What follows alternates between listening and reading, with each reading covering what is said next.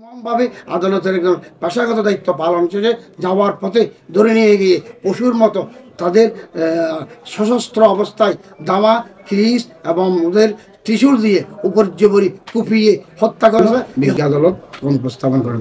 ওনারা প্রথমে আসামি পক্ষের যে অপূর্ব চরণ দাসের নেতৃত্বে যারা আইনজীবীরা আজকে শুনানিতে অংশগ্রহণ করেছিল, অপূর্ব চরণ দাস ওনার বক্তব্য উপস্থাপন করেন।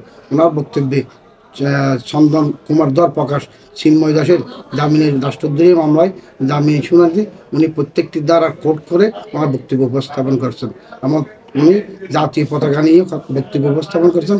যেহেতু এই মামলাটা এখন আন্ডার ইনভেস্টিগেশন, এই পর্যায়ে দীর্ঘ শুনানির পর রাষ্ট্রপক্ষ মহানগর পিপি, যেহেতু এটা রাষ্ট্রদ্রোহী মামলা, এটা যাবজ্জীবন কারাদণ্ডের মামলা, রাষ্ট্রপক্ষ পিপি ওনার বক্তব্য উপস্থাপন করছেন। যেহেতু এই মামলাটা কোনো কমিউনিস্ট কোর্টে আসে নাই, মামলায় আন্ডার ইনভেস্টিগেশন থাকায় যাবজ্জীবন কারাদণ্ডের মামলা হওয়ায় বিজ্ঞ আদালত উভয় পক্ষের বক্তব্য শুনে চন্দন কুমার দাস প্রকাশ চিন্ময় ভট্টাচার্যের জামিনের আবেদন নামঞ্জুর করছেন এবং আদালতের সৌহার্দ্যপূর্ণ ও শান্তিপূর্ণ পরিবেশে এই মামলা শুনানি শেষ হয় এবং আসামির পক্ষে যারা নিয়োজিত আইনজীবীরা আদালতে উপস্থিত ছিলেন ওদেরকে নির্ভয়ে শান্তিপূর্ণভাবে আদালত থেকে ওনারা চলে যান। কেউ কোনো ধরনের বাধা হস্তক্ষেপ কোনো কিছু করে নাই। ইতিপূর্বে চট্টগ্রাম আদালতের যে ওদের পক্ষে এই চিন্ময় দাসের পক্ষে বিগত 11/12/2024 থেকে রবীন্দ্র ঘোষ নামক যে আইনজীবী বিজ্ঞ আদালতে মহানগর দায়রা আদালতে ভ্যাকেশন দশের শুনানির জন্য আসছিলেন, উনি কতগুলি রাষ্ট্রের বাংলাদেশের একটা জাতীয় বিষয় নিয়ে উনি এই সাম্প্রদায়িক সম্প্রীতি আমাদের একটা বিরাজমান বাংলাদেশে এই সম্প্রীতি নষ্ট করার জন্য উস্কানিমূলক বক্তব্য সাংবাদিকদের কাছে বিগত 11/12/2024 তারিখে মামলা শুনানির পরে উনি প্রেস কনফারেন্স করেছেন। আমরা চট্টগ্রামের আদালত আইনজীবীরা এবং চট্টগ্রাম বারের প্রত্যেকটা আইনজীবী তার এই বক্তব্যের তীব্র নিন্দা ও প্রতিবাদ জানিয়েছেন।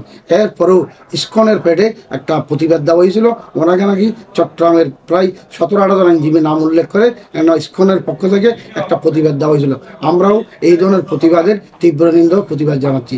যেহেতু ওই দিন আদালতে সৌহার্দ্যপূর্ণ পরিবেশে রবীন্দ্র ঘোষ আইনজীবী সুন্দরভাবে আদালতে বক্তব্য উপস্থাপন করেন, ওনাকে কোনো ধরনের আইনজীবীরা বাধা প্রদান করে নাই। আমি সহ 11 তারিখে চট্টগ্রাম বারের সিনিয়র সহসভাপতি আব্দুল কাদেরের নেতৃত্বে আমরা ওনাকে আদালত ভবন থেকে মামলা শুনানি শেষে লিফট পর্যন্ত পৌঁছে দিয়েছি। এরপরে ওই রবীন্দ্র ঘোষ ভারতে গিয়ে বাংলাদেশের সাম্প্রদায়িক সম্প্রীতি বিরাজমান থাকা সত্ত্বেও এখানে বিভ্রান্তিকর মিথ্যা তথ্য উপস্থাপন করে চট্টগ্রামের আইনজীবীদেরকে নামে মিথ্যা তথ্য উপস্থাপন করেন। আমরা চট্টগ্রামের আইনজীবীরা এটারও তীব্র নিন্দা প্রতিবাদ জানাচ্ছি। ভাবে আদালতের একজন পেশাগত দায়িত্ব পালন শেষে যাওয়ার পথে ধরে নিয়ে গিয়ে পশুর মতো তাদের সশস্ত্র অবস্থায় দামা খিরিস এবং ওদের ত্রিশূল দিয়ে উপর জবরি কুপিয়ে হত্যা করেছে। এই হত্যা হওয়া সত্ত্বেও আমাদের চট্টগ্রামের আইনজীবীরা শান্তিপূর্ণভাবে সহাবস্থান করছেন। কিন্তু এত বড় একটা ঘটনা, নির্মম ভয়াবহ ঘটনা হওয়ার পরও আপনারা দেখছেন সারা বাংলাদেশে এই ধরনের সাম্প্রদায়িক সম্প্রীতি বজায় ছিল।